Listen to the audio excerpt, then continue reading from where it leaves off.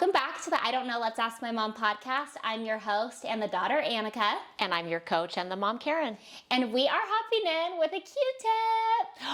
Crap, I never am ready. I'm ready to coach. You have to share a Q-tip every time. Okay, I got one. She pulls them up really quick. You should see her Instagram. It's quotes. I got this. Just scroll and pick one. Which one? Okay. Ooh, I like you this one. What? No. You're going to like this one. Okay. Angry people are not always wise. Ooh, why And am I who going to said that? specifically like that one? Jane Austen. The queen herself. Let's see what Karen said in the comments about this, shall we? Which Yeah, makes why not? sense when anger and wisdom are accessed on different sides of the brain. Mm-hmm. I help people learn tools to help them strengthen their ability to choose how they respond to challenges. So good. Just gonna add a little You're bit. going to stop for a second. I'm going to fix your mic. Oh. This happens every episode, guys, if you're not used to it by now. Mic fixing. Okay, so anger is an emotion. Mm-hmm. And it's not wrong. Remember, our emotions are not wrong. Right. Anger is just telling you what you're thinking, and it's just a natural way your body's feeling your thought. Yeah. But that does not mean that your actions from it are valid. Okay. Okay? Right. Emotions are signs to reflect, not to act. Okay? So anger, you're still going to have to process it. You're going to have to figure out what's making me angry. But remember, it's your feelings are an opportunity to reflect, not to take action. Okay? So they're always valid. They're just showing what you're thinking. That doesn't mean the actions following the anger are valid. Yeah. That is so good. I love that. See, it's almost better if I don't prepare. Guys, we can always just go to her Instagram if we need to. Jane Austen, we love her. Thank you, Jane Austen. Thank you, Jane Austen. Let's hop in to today's story. I found this on social media. So a couple episodes ago, we talked about a friend who had a friend that was a girl who had a friend that was very competitive with her. I don't know if you remember. I do. It was only a little bit ago, so I hope you do. But in it, I'm like, I wish we could coach the competitive friend. You know what I mean? Kind of get your insights on that. But we're talking about this girl and how she finds empowerment in it. Yeah. Let's reverse it.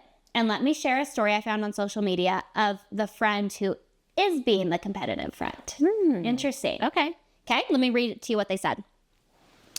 I'm not sure why, but I'm super competitive regarding friendships with my close guy friends. This is a guy. Okay. For example, if my friend A seems closer to friend B than I am, it really bothers me. If friend B is closer to friend C than me, it bothers me. Only certain friends trigger this competitive, jealous, and possessive behavior. Another example would be if my friend A had an inside joke with someone, it would make me jealous. If my friend A calls someone by their nickname, it would bother me as well. How can I fix this? I am constantly competing for being closer to someone than my other friends are. And I realize this is toxic and I want to fix it. Wow.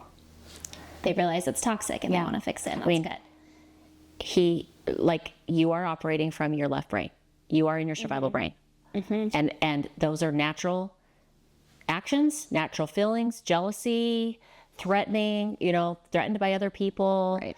threatened by other people's closeness. Yeah. So I feel like there's kind of maybe a childhood issue that needs to be looked at. Interesting. Where you're scared someone's going to be taking care of you or taken away from you, or you have a fear about someone or being left out. Mm-hmm. There's a fear there. I feel like there's fear about not being valued or liked. Mm-hmm. I'd be interested to kind of know the age, but this, if this is in young adult, teenage, right? That's very normal. Our survival brain is trying to find safety socially.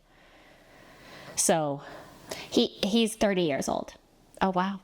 Okay. He actually says that. Okay. If Okay. that helps. So, the problem is you feel fear. Mm-hmm. You are scared to lose something. You are scared not to have something. So, if this was a client and I was coaching, we would definitely need to work on our relationship with ourselves because you're scared to be left alone. Mm-hmm. I think that's 100% I think true. you might be someone who buffers with other people. Yeah. When you realize that your worth and your value is there, Yeah. that you are able to work on a relationship with yourself and how you self-talk, Right. you won't be so needy of knowing your place in your relationship. See, I'm stuck. What I'm Like stuck on here. I feel like there's a little bit of like if we really dove deep, okay, and I did models, I think you would see that, like, are you valuing them? Or is it just about your placement in their lives? What are you doing to, like, it's like a lot of self-focus, Yeah. which is what our survival brain does, is like focus on ourselves, focus on ourselves, focus on Yes. ourselves. But really, like, confidence and peace give you, like, the peace that you get from, like, just knowing your worth, knowing that you're worthy, knowing that you're equal to all the humans, right? You're able to actually put some of your attention on other people, you know? And we're taught, like, as Christians, right? Like, if you're struggling, do something for someone else. It's because when we're self-focused in a negative way, there's no getting out. Our survival brain wants you to do that. Yeah. It doesn't have a solution for it. And so, right, what does Christ teach? Go love others. Go do something for someone else. The answer is to be able to, like, get out of the part of your brain that is just focused on you. Yeah. Well, and I think it's a very selfish way of looking at it, because it doesn't seem like he's worried about his friends. He's worried about how he's looking. Yeah, like he's not going, oh my gosh, this friend and this friend have this in common. They both were whatever, had this thing, and they have that in common. Everything is a threat. Yeah, So everything that tells seems me like a threat. there's something about his worth. But what I'm stuck on here is, it's not just, okay, I have a good relationship with them. I have inside jokes with them. Like, I want that. It's not that. It's other people have inside jokes with this person. So it doesn't even feel like I want an inside joke with that person. It feels I don't want that person to have an inside joke with someone. You know what I mean? Because he's saying, like he said, if my friend had an inside joke with someone, it would make me jealous. But he doesn't say, we have an inside joke together. I don't want him to have inside jokes with anyone. It sounds to me like I want to be number one in everybody's life. Yeah. So there's something there. It seems to me like he doesn't There's care. like this is the kind of thing where it's like, I can only give some general. I need to talk to this person. Yeah. I need to start digging. What happens if they have an inside joke? Right. Why is that a problem? Right. What does that take away from you? What is that? How is that a threat?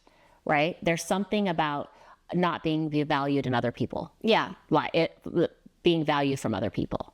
Yeah. I agree. And but in a general sense, your survival brain is 100%. You're in default mode. You're not able to see what you have. You're only seeing what you don't have. It's very, some people are very black and white thinkers. Yeah. Right? It's like, if they have that, then I don't. Instead of like, what do I have with that person? It's like, that's just so survival brain thinking. He does say, I realize this is toxic and I want to fix it. So Yeah. that's great. He knows this isn't good. We're like, this isn't good. He knows that. He wants to fix it. Yeah. So you Thoughts? need a therapy. Therapy. Yeah. There's a fear there. He needs to address the fear.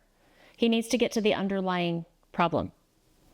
Like, why is he so scared for somebody else to have a good relationship with somebody in his life? Why, like, where did that why is that triggered? You know what I mean?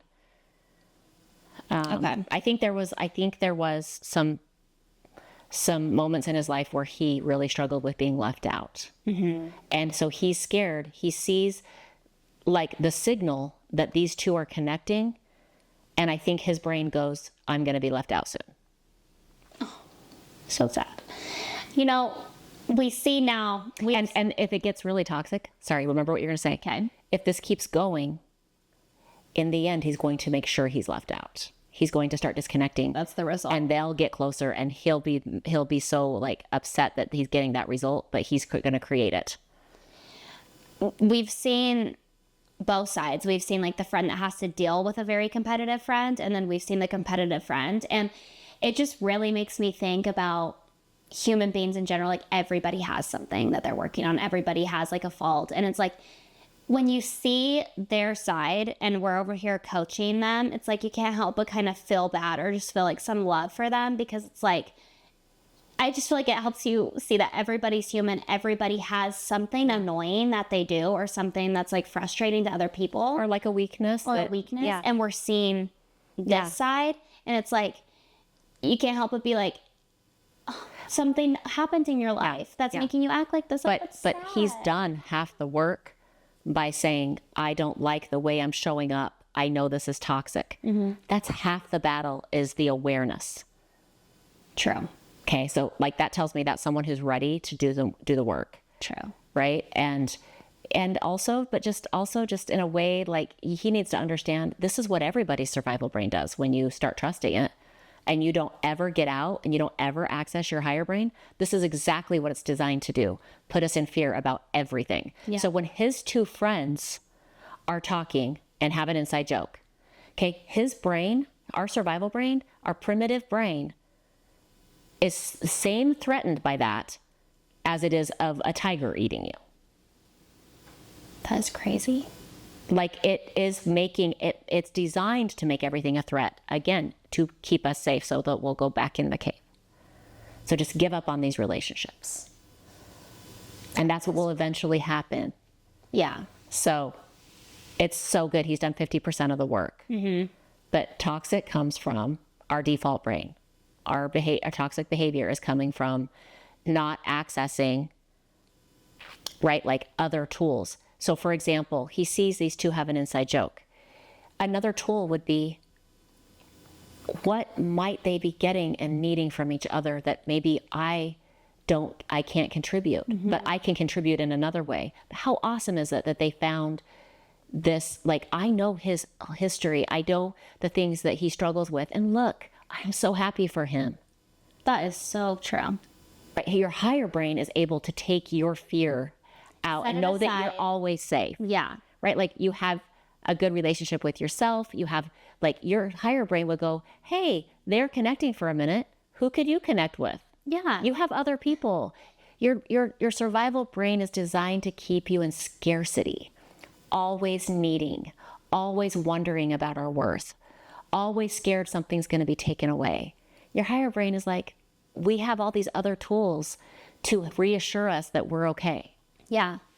And if you don't have access to your higher brain, you don't know that you have two brains. Right. Yeah. Then You're this is stuck in fear. Yeah, we get fear is such an ugly thing. I feel like it's so ugly. Yeah, it doesn't create good things. Does not create. It creates like the worst version of ourselves. It's your brain is designed to keep you in scarcity. Yeah. But if he could get into his higher brain and start exploring his life, he would see how abundant he is. Yeah. And things are always gonna be taken and given. That's part of life. Sometimes things get taken away. Right? That's the circle of life. That's what we're all here to see, that we are powerful no matter what. Yeah. So good. And I was interested to like coach from the perspective of the competitive friend. Yeah. Yeah. Fear. Total fear. Total fear. Oh, it's so sad. It's like, it's toxic and like it needs to be fixed. And I love that he notices that. But it's like, you can't help but just like seeing maybe why he acts like that. Like trying to think of, okay, why could somebody act like that? And the beautiful thing is he's obviously someone who values relationships. Yeah. He values his friends. He values the connections that he has. And then his brain sees that he values that. Let's add fear to it. It's a beautiful thing that his brain made, like took this beautiful thing and abused it. But I think what we can take away from this also is if like you're the one dealing with a competitive friend, you're the one dealing with a friend that's giving tendencies that you're like, that is so not okay. You have to take care of it, but also it's like, if you think of, okay, why are they acting like that? I feel like you can really find some like sympathy there, just a little bit. Mm-hmm.